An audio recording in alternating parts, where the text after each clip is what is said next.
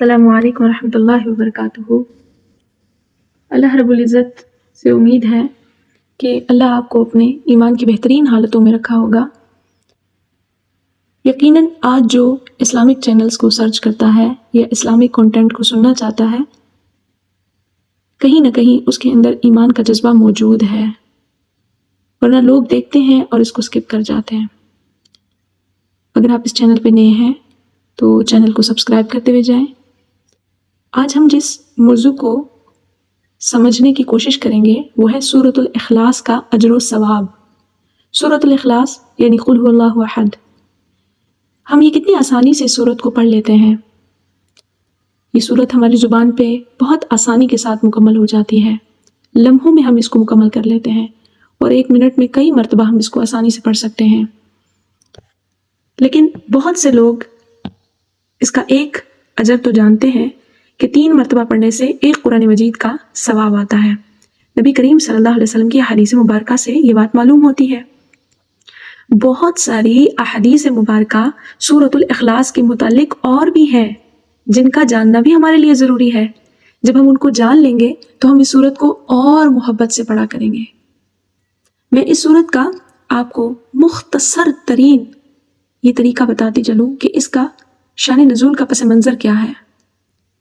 جب لوگوں نے، قریش والوں نے اور اطراف کے کفار نے اللہ کے نبی علیہ الصلوۃ والسلام سے یہ بات پوچھنا شروع کی کہ اچھا ہمارے بت تو یوں نظر آتے ہیں آپ کو، آپ بتائیے آپ کا رب کیسا ہے، یعنی یہ رحمان کیسا ہے، وہ رحمان کون ہے، اس کی ہسٹری کیا ہے، وہ کہاں سے ہے، وہ کیسا دکھتا ہے۔ تو اللہ رب العزت نے سورۃ الاخلاص مکمل نازل فرمائی۔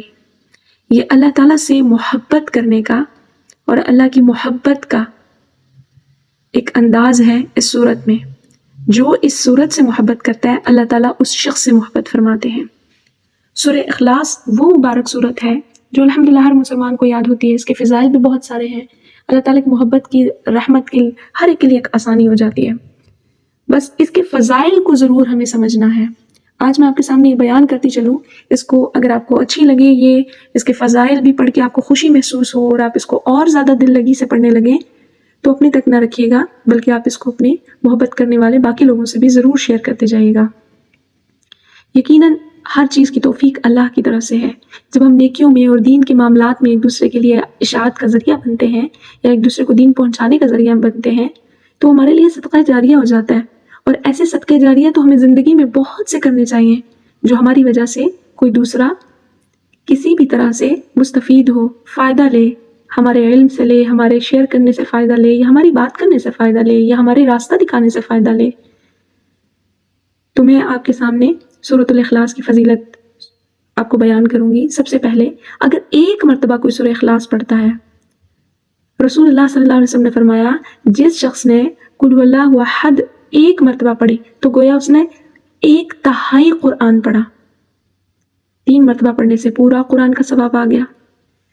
اسی طرح سے نبی کریم صلی اللہ علیہ وسلم نے فرمایا جس شخص نے قل هو اللہ احد پوری سورت کو 10 مرتبہ پڑھا، اللہ تعالیٰ اس کے لیے جنت میں ایک محل تیار کرتے ہیں۔ ابھی آگے سنیے، فرض نماز کے بعد 10 مرتبہ سورہ اخلاص پڑھنے سے اللہ کے نبی علیہ الصلوۃ والسلام نے فرمایا 3 عمل ایسے ہیں کہ جن کو اگر کوئی ایمان کی حالت میں کرتا ہے تو وہ جنت کے جس دروازے سے چاہے داخل ہو جائے اور جس حور سے چاہے گا اللہ اس کا نکاح کر دے گا۔ وہ 3 کام کون سے ہیں؟ پہلا کام جو اپنے قاتل کو معاف کر دے، یا رشتہ دار کا قاتل ہو اور معافی کی طلب ہو تو دیت لیے بغیر اس کو معاف کر دے، اللہ تعالیٰ اس کو جس چاہے جنت کے دروازے سے چاہے گا وہ شخص داخل ہو جائے گا۔ دوسرا آتا ہے خفیہ طور پر کسی کا قرض ادا کر دے، یعنی کسی بھائی کا قرض ہے اور یہ اس کی طرف سے لوٹا دے یا اس کی طرف سے ادا کر دے، ایسے شخص کو بھی اللہ تعالیٰ جنت کے ہر دروازے، جس سے کہے گا، جنت کے 8 دروازے ہیں اور ان میں سے پکارا جائے گا جس سے چاہے تو جنت میں داخلہ فرما لے۔ اور تیسرے نمبر کی جو فضیلت میں آپ کے سامنے بیان کرنے جا رہی ہوں وہ ہے سورہ اخلاص کی، یعنی جو شخص ہر فرض نماز کے بعد 10 مرتبہ سورہ اخلاص پڑھے گا، اللہ رب العزت حشر کے دن، قیامت کے دن اسے کہے گا جنت کے جس دروازے سے، 8 دروازوں میں سے جس دروازے سے تو چاہتا ہے جنت میں داخل ہو جا۔ سبحان اللہ۔ حضرت ابو بکر صدیق رضی اللہ تعالیٰ عنہ نے رسول اللہ صلی اللہ علیہ وسلم سے عرض کیا، یا رسول اللہ صلی اللہ علیہ وسلم، اگر ان میں سے کوئی ایک کام کرے تو اللہ کے نبی نے فرمایا تب بھی اس کو یہی درجہ حاصل ہوگا، یعنی جنت کے 8 دروازوں میں سے جس دروازے سے چاہے گا وہ داخل ہو جائے گا۔ سبحان اللہ۔ یہ درجہ کس لیے تھا؟ جب ہر نماز کے بعد 10 مرتبہ سورہ اخلاص پڑھی جائے گی تو اس کو یہ درجہ حاصل ہوگا۔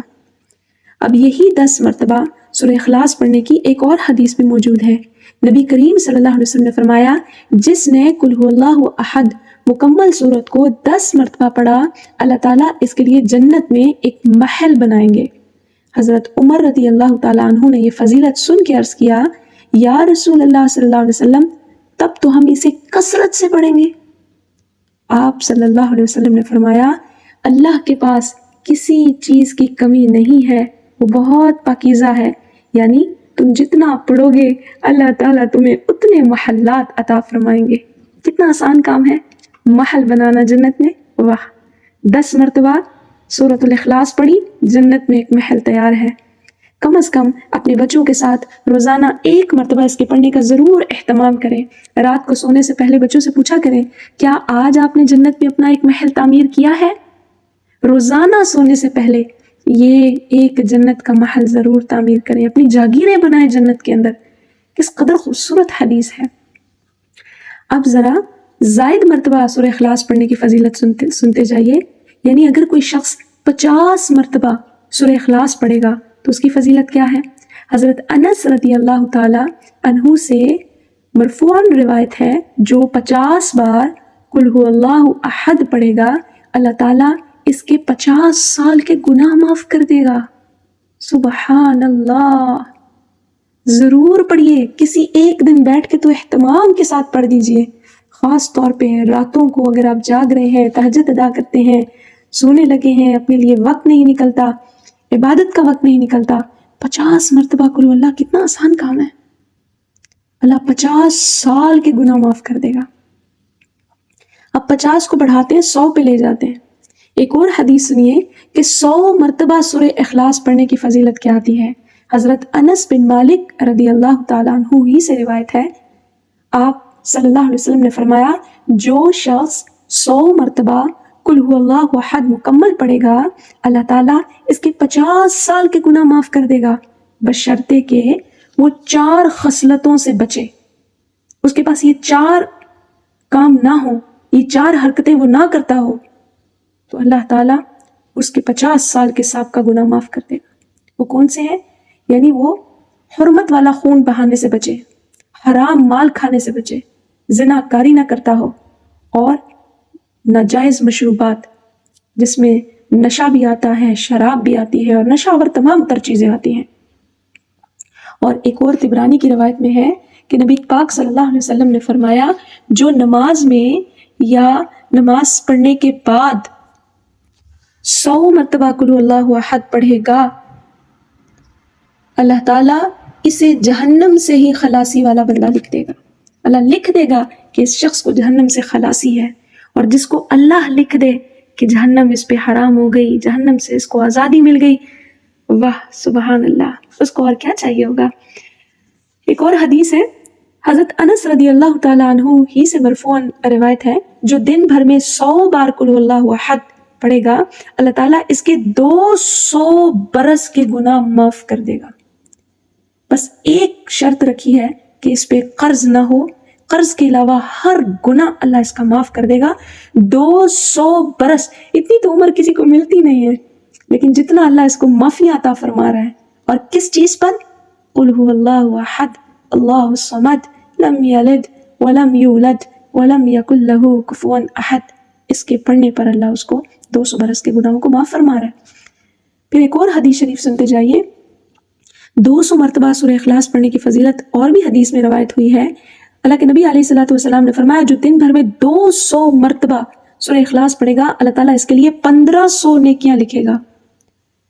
بس اگر اس کے پاس قرض نہ ہو، یعنی قرضے کی معافی نہیں ہے، اس کے علاوہ اس کو ضرور اس کا اجر و ثواب ملے گا۔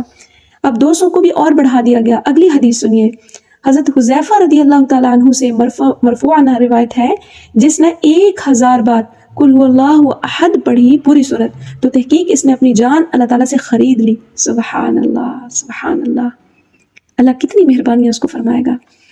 ایک اور حدیث سنتے جائیے، جو اب ذرا وہ والی حدیث سن لیں کہ جو صحابی رسول اس حدیث کو پڑھتے ہیں، اس صورت کو پڑھتے تھے، ان کو کیا مرتبہ ہوا۔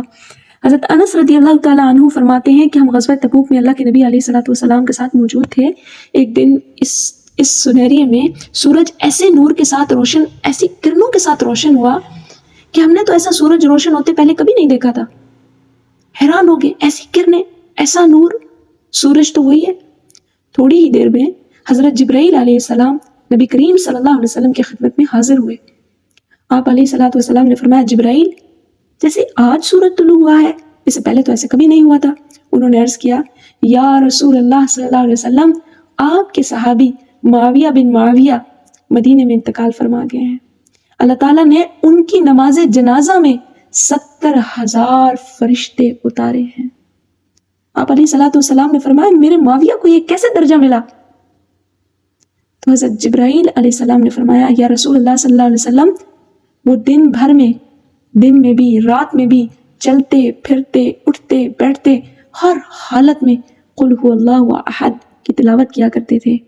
یہی اس کا اجر ہے کہ اللہ نے ان کی نماز جنازہ کے لیے 70,000 فرشتے بھیجے ہیں۔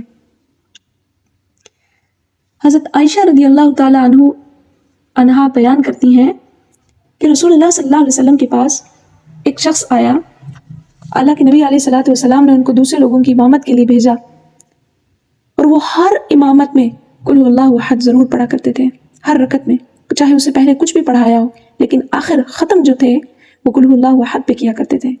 جب وہ لشکر واپس آیا، رسول اللہ صلی اللہ علیہ وسلم کی خدمت میں اس بات کا تذکرہ کیا تو آپ نے فرمایا، تم ایسا کیوں کرتے تھے؟ تو انہوں نے کہا، یا رسول اللہ صلی اللہ علیہ وسلم، میں رحمان عز و جل کی تعریف کرتا تھا اور میں اسے پڑھنا بہت پسند کرتا ہوں۔ تو آپ علیہ الصلوۃ والسلام نے فرمایا، اسے خبر دو کہ اللہ بھی اس سے محبت فرماتا ہے۔ ایک اور حدیث ہے کہ رسول اللہ صلی اللہ علیہ وسلم اپنے ایک صحابی کے ساتھ کہیں جا رہے تھے، آپ صلی اللہ علیہ وسلم نے کسی شخص کو سورۃ الاخلاص مکمل پڑھتے ہوئے سنا تو آپ نے ارشاد فرمایا، واجب ہو گئی، واجب ہو گئی۔ صحابہ نے عرض کیا، یا رسول اللہ صلی اللہ علیہ وسلم، کیا واجب ہو گئی؟ فرمایا، جنت۔ جس نے سورہ اخلاص پڑھی کیا واجب ہو گیا؟ جنت۔ سبحان اللہ۔